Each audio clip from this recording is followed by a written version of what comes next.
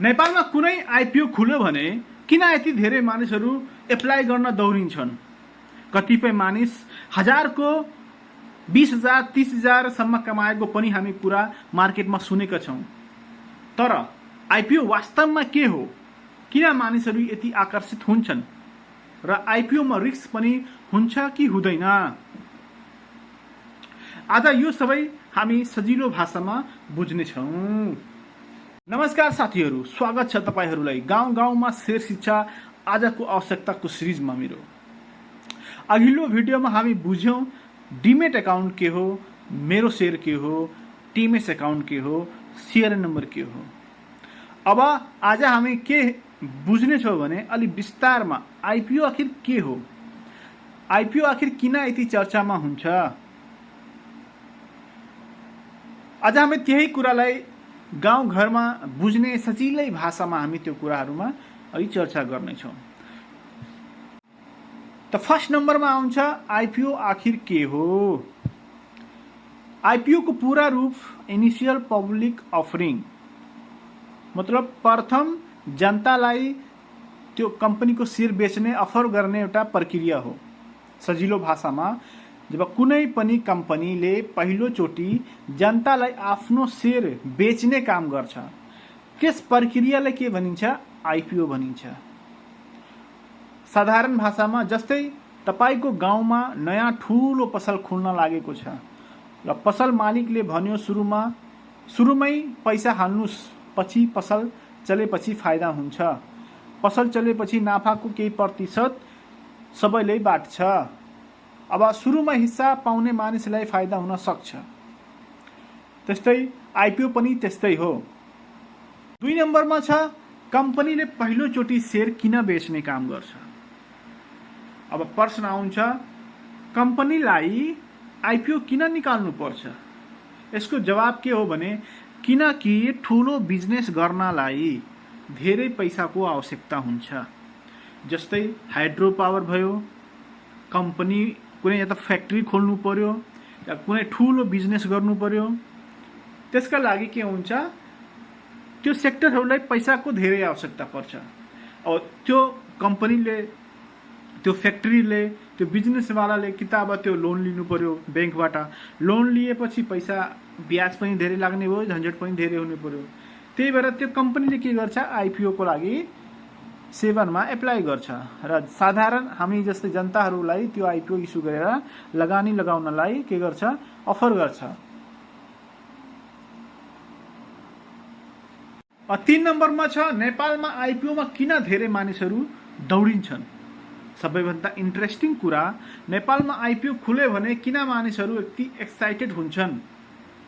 अब यसको सही जवाब के हो भने किनकि धेरै आइपिओहरू लिस्टिङ पछि प्राइस बढेको हामी देखेका छौं। अब उदाहरणको रूपमा हेर्ने हो भने अब कसैले 1000 को आइपिओ पर्यो भने, हैन, एउटा उदाहरणको रूपमा लियो भने पछि त्यो शेयरको प्राइस 5,000 देखि लिएर 6,000 10,000 सम्म पनि पुगेको हामी हेरेका छौं।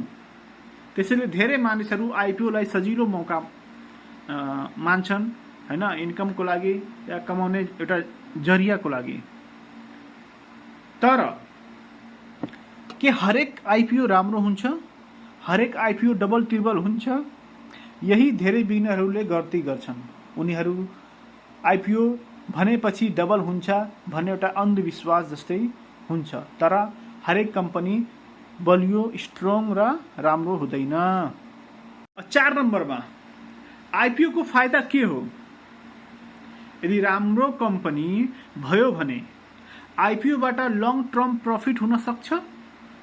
यसको सही जवाब हो अवश्य हुन सक्छ। यसको फाइदाहरू अगर लङ टर्ममा कम्पनीले राम्रो काम गरेछ भने, नाफा कमाएछ भने लङ टर्ममा हामी जस्तै इन्भेस्टरलाई बोनस, डिभिडेन्ड आउन सक्छ। अर्को हामी जस्तै मान्छेको, हामी जस्तै जनताको एउटा इन्भेस्टमेन्ट गर्ने, सेभिङ गर्ने एउटा हेबिट के हुन्छ, डेभलप हुन्छ र फ्युचरमा हाम्रो फाइनान्शियल ग्रोथ पनि हुन सक्छ। 5 नम्बरमा आइपिओमा रिस्क पनि हुन्छ। अब यसको सही जवाब हुन्छ। शेयर मार्केटमा प्रफिट जस्तै रिस्क पनि हुन्छ। यदि कम्पनी राम्रो चल्न सकेन भने शेयर प्राइस घट्छ।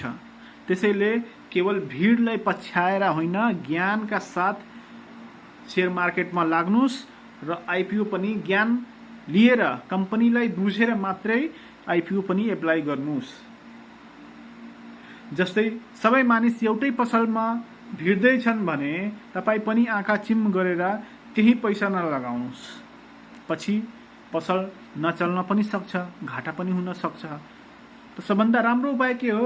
हामी के पनि गर्नभन्दा पहिला त्यसको बारेमा पहिला ज्ञान लिने, बुझ्ने, स्टडी गर्ने, त्यसपछि मात्रै हामी के गर्ने? डिसिजन लिने।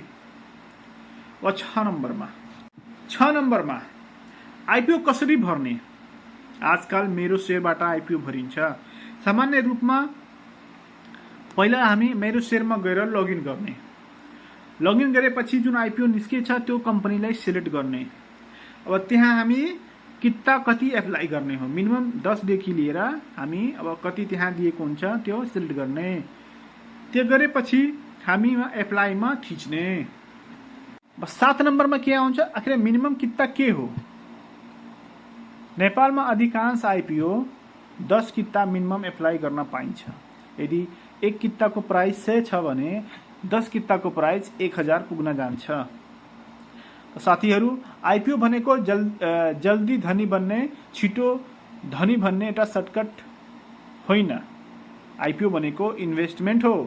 त्यसले कम्पनी बुझ्नुपर्छ, रिस्क पनि बुझ्नुपर्छ, लङ टर्म सोच्नुपर्छ।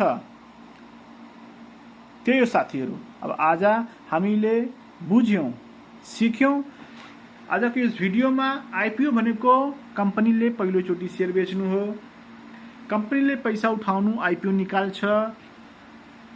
नेपालमा धेरै मानिसहरू आइपिओको लागि किन दौडिन्छन् त्यसको बारेमा हामी पनि बुझ्यौं हैन। त्यसको कारण के हो, किन यति दौडिन्छन् भनेको किन यति धेरै मान्छेहरू एप्लाई गर्छन्। आइपिओमा फाइदा पनि हुन्छ कि हुँदैन त्यसको बारेमा पनि बुझ्यौं। आइपिओमा रिस्क हुन्छ कि हुँदैन त्यसको पनि बारेमा बुझ्यौं। र अन्धविश्वास, ब्लेन्ड एप्लाई गर्नु गलत हो कि होइन त्यसको पनि बारेमा हामी बुझ्यौं। आजको समयमा केवल पैसा कमाएर मात्र हुँदैन, अब पैसाको ज्ञान पनि लिन जरुरी भइसकेको छ। सबै मिलेर सिक्ने दिन आएछ। अब हामी सबै मिलेर सिक्ने र अघि बढ्ने। त साथीहरू, मेरो भिडियो यहीसम्म थियो। अब अर्को भिडियोमा फेरि म लिएर आउँछु सेकेन्डरी मार्केट के हो र शेयर किनबेच कसरी हुन्छ, सजिलो भाषामा बुझ्नेछौँ। तबसम्मको लागि जय नेपाल।